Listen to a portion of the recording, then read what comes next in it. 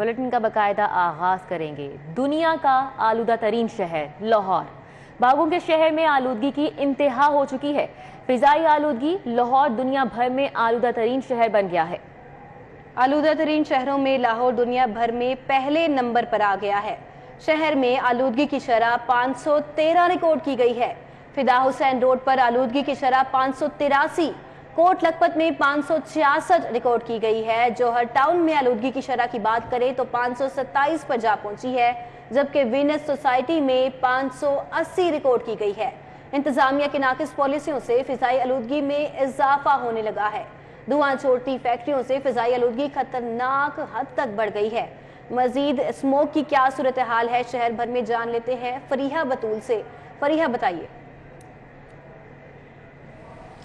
जी बिल्कुल, अगर आज हम बात करें शहर लाहौर के मौसम के हवाले से तो शहर में स्मोक के डेरे हैं। फ़ज़ाई आलूदगी ने शहर लाहौर को बुरी तरह जकड़ लिया है। दुनिया भर के आलूदा तरीन शहरों में शहर लाहौर जो है आज वो पहले नंबर पर है। मजमूई तौर पर शहर का जो एयर क्वालिटी इंडेक्स है वो 513 रिकॉर्ड किया जा रहा है, जबकि शहर के इतराफ़ में एयर क्वालिटी इंडेक्स की जो शरह है वो उससे भी ज़्यादा रिकॉर्ड की जा रही है। फिदा हुसैन 583 रिकॉर्ड की जा रही है, कोट लखपत में जो है 565 रिकॉर्ड की जा रही है और जौहर टाउन में जो है वो 560, टाउन में जो है 480 रिकॉर्ड की गया, जो शहर लाहौर के बासियों के लिए काफ़ी ज़्यादा अनहेल्दी है। फ़ज़ाई आलूदगी की वजह से शहरियों में काफ़ी किस्म की बीमारियां भी फैलती हुई दिखाई दे रही हैं। शहरियों को जो है वह सांस लेने की बीमारी, गले का ख़राब हो जाना और आंखों का सुर्ख हो जाना इसमें आम है।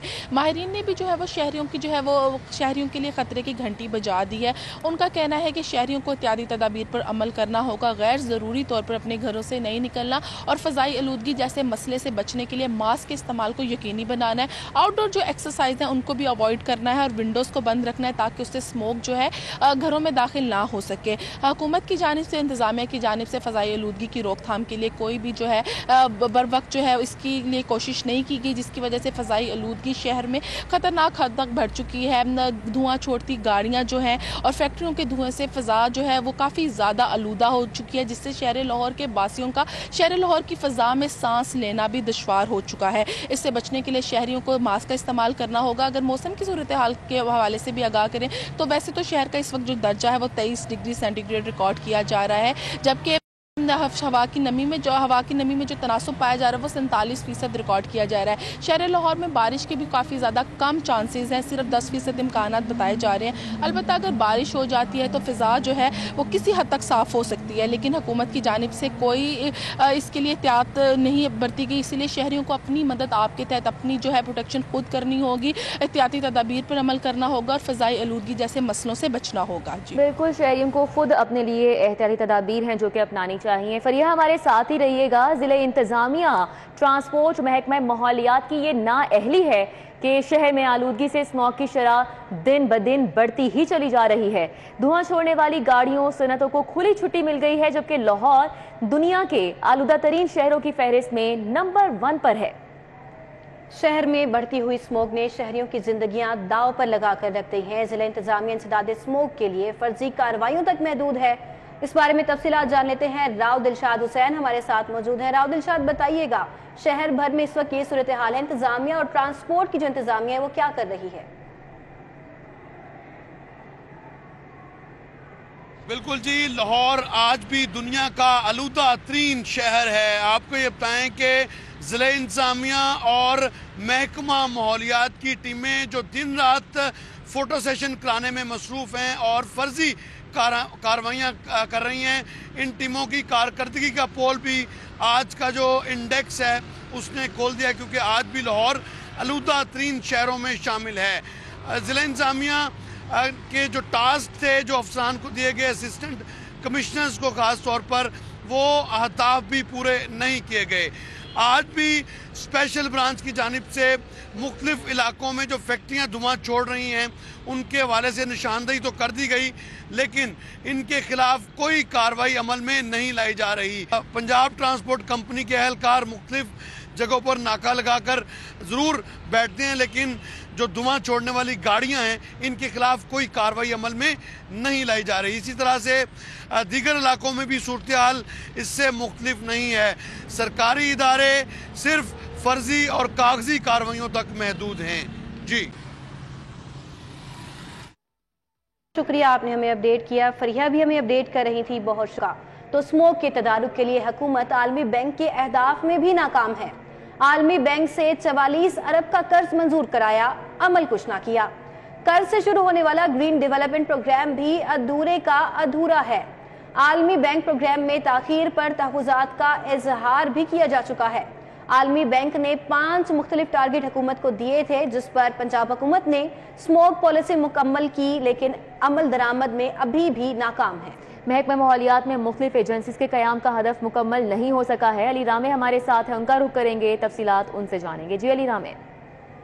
जी बिल्कुल, अगर देखा जाए तो आज जो शहर आलूदा तरीन है उसकी एक असल वजह यह भी है कि पंजाब हुकूमत ने आलमी बैंक से जो 44 अरब रुपए का कर्ज मंजूर करवा के उनको एक टारगेट्स अचीव करके देने थे, लेकिन पंजाब हुकूमत बदकिस्मती से वो अहदाफ मुकम्मल करने में नाकाम रही।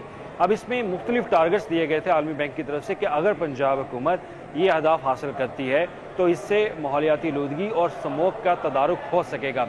अब इसमें 44 अरब रुपए का जो कर्ज मंजूर किया गया उसमें मुख्तलिफ पैरामीटर्स थे, उसके मुख्तलिफ आगे एजेंडास थे जो कि मुकम्मल करने थे।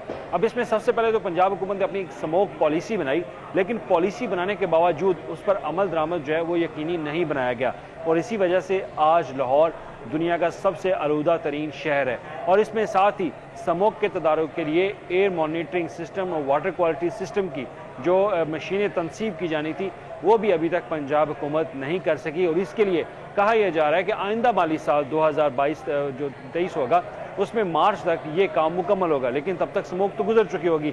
जो इस साल रवा साल जो सीज़न चल रहा है अब इसमें स्मोक आ चुकी है, तो इसके लिए तो कोई इकदाम नहीं किए गए। और साथ ही उन्होंने एक टारगेट दिया कि आप लाहौर के अंदर इको फ्रेंडली बसें जो हैं उनको लॉन्च करें, बाकायदा तौर पर इस पर काम करें, और एक साल से इस पर वर्किंग जारी है। सरकारी कागज़ों तक तमाम तर चीज़ें महदूद हैं। इसके बावजूद वो बसों की खरीदारी का अमल अभी तक मुकम्मल नहीं किया जा सका, और इस पर हुकाम का कहना है कि फिजिबिलिटी स्टडी की वजह से ये मामला जो है वो इल्तवा का शिकार रहा। और साथ ही ग्रीन बिल्डिंग का प्रोग्राम जो है वो शुरू करने के हवाले से टारगेट दिया गया, वो भी अभी तक सिर्फ सरकारी कागज़ों तक महदूद है। इसके अलावा माहौलियाती रेफरेंस जो है स्टेटमेंट, उसके हवाले से भी मुख्तलिफ टारगेट्स दिए गए पंजाब हुकूमत को कि ये वो चीज़ें हैं जो आप अचीव करेंगे तो आप स्मोक का तदारुक जो है वो कर लेंगे। तो इस पर पॉलिसी बनाएगी, पॉलिसी के बावजूद उस पर अमल दरामद नहीं हो सका, और इसी वजह से आलमी बैंक पंजाब के ग्रीन डेवलपमेंट प्रोग्राम के ऊपर मुतअद्दिद बार तहफ़्फ़ुज़ात का इजहार कर चुका है कि पंजाब हुकूमत इस प्रोग्राम के ऊपर संजीदा नहीं है। तो अगर पंजाब हुकूमत इस प्रोग्राम पर संजीदा नहीं रहती तो इससे जो उनका एक लोन अप्रूव किया गया है और उसमें कुछ डिसबर्समेंट भी हो चुकी है, तो वो मजीद लोन जो है वो पंजाब हुकूमत को जारी नहीं हो सका। तो इसमें मुख्तलिफ ऐसे प्रोजेक्ट जिसमें नई एजेंसीज़ का क़याम था वो भी अमल अभी तक अधूरा है, और ये टारगेट अचीव ना होने के बायस आज लाहौरियों को सांस लेना मुश्किल हो चुका है। बिल्कुल ऐसा ही है। अली रामे हमारे साथ ही रहेगा। एक बार फिर से हम रुख कर लेते हैं, फरिया हमारे साथ हैं। ओवरऑल शहर में स्मोक की क्या सूरत हाल है उस हवाले से बात कर रही थी। फरिया बताइएगा कि कौन कौन से हेल्थ रिस्क हैं जो कि इस वक्त स्मोक के साथ बढ़ रहे हैं, डॉक्टर्स की जानिब से, माहिरीन की जानिब से शहरियों के लिए क्या हिदायत जारी की जा रही हैं, कौन कौन सी एहतियाती तदाबीर हैं जो कि शहरी अपना सकते हैं और अपने आप को स्मोक से महफूज रख सकते हैं? बिल्कुल, माहिरीन की जानिब से भी शहरियों के लिए ख़तरे की घंटी जो है वो बजाई गई है। उनका कहना है कि शहरियों को फ़ज़ाई आलूदगी से बचने के लिए एहतियाती तदाबीर पर अमल करना होगा। इसमें सबसे ज़रूरी तो ये है कि वो अपने फेस को फुली कवर्ड रखें, वो मास्क का इस्तेमाल को यकीनी बनाएं ताकि फ़ज़ाई आलूदगी जो है वो शहरियों को जो सांस लेने में दुश्वारी का सामना आना पड़ा इससे छुटकारा मिल सके। इसके अलावा शहरी जो है वो गैर ज़रूरी तौर पर घरों से ना निकले, अगर कोई ज़रूरी काम है तो ही निकले, और अपने घरों की जो विंडोज़ हैं, डोर्स हैं, उसको क्लोज़ रखें ताकि जो स्मोक है वो घरों में दाखिल ना हो सके। फ़ज़ाई आलूदगी से शहरियों में सांस लेने की बीमारी जो है वो आम हो चुकी है, सांस लेने में इशू आ रहा है, गला का ख़राब हो जाना, आंखों का सुर्ख हो जाना, तो इसके लिए ग्लासेस का भी इस्तेमाल किया जा सकता है। और सबसे ज़्यादा यही है कि अपने आप को फुली कवर्ड रखें ताकि फ़ज़ाई आलूदगी जो है वो किसी भी सूरत में शहरियों को अफेक्ट ना कर सके। जी ठीक है, बहुत शुक्रिया। हमारे साथ फरीहा मौजूद थी और अली रामे भी हमें तफसीलन आगाह कर रहे थे कि तदारुक के हवाले से हुकूमत की जानिब से कोई भी इकदाम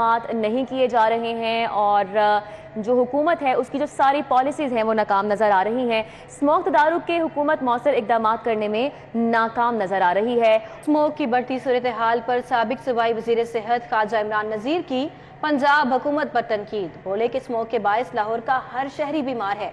तहरीक इंसाफ की हुकूमत को पांचवां साल आ गया है, लेकिन रोकथाम की कोई पॉलिसी ना बन सकी। पिछले कई बरसों से स्मोक की लानत को शहरी फेस कर रहे हैं, बीमार हो रहे हैं। बच्चे जो हैं बहुत ज़्यादा बीमारियों का शिकार हैं। हर शहरी जो है लाहौर का वो स्मोक को भुगत रहा है। लेकिन हमारे रियासत मदीना के जली दावेदारों के कानों पे जूं नहीं रेंगती। आज मुसलसल चौथा पांचवा साल आ गया है और मुसलसल इनकी हुकूमत है इस शहर में, लेकिन अल्लाह के फजलो करम से कोई पॉलिसी नहीं है, कोई चीज़ नज़र नहीं आती। अदालत आलिया बेचारी नोटिस लेती है, वो झड़कती है, वो डांटती है, तो कोई ना कोई भट्टे बंद होते हैं, कोई ऐसी चीज़ें होती हैं। लेकिन जो अमली इकदाम हैं, जो स्मोक की एक पॉलिसी बननी चाहिए, आखिर ये सालों साल से एक इशू है, क्यों बैठा नहीं जाता? क्यों एक छत के नीचे बैठ के दिमाग और जहन नहीं लड़ाए जाते और इसकी कोई वाज़ेह पॉलिसी मुरतब नहीं की जाती? अस्पतालों में जब लोग बीमार होकर जाते हैं तो पुरसाने हाल कोई नहीं है, अपने लॉन्ग मार्चों से फुर्सत नहीं मिलती हुक्मरानों को, और कोई ना दवाइयाँ मिलती हैं ना कोई हाल है। तो मैं तो सच्ची जो बात है इस वक्त शदीद अजियत और कर्ब में मुब्तला होकर ये कह सकता हूँ कि अल्लाह इन हुक्मरानों को हिदायत दे। हमारे शहरी, हमारे बच्चे स्मोक से मुतासर होकर वो मुसलसल बीमारियों का शिकार हो रहे हैं, लेकिन इनके कानून। पीटीआई का हकीकी आज़ादी लॉन्ग मार्च लाहौर से तहरीक इंसाफ के काफिले रावलपिंडी के लिए रवां तवां हैं। कारकुनान का जोशो खरोश भी अरूज पर है। हमारे साथ इस वक्त इस हवाले से हसन खालिद मौजूद हैं, तफसीलात उनसे जानेंगे। हसन, आगाह कीजिएगा।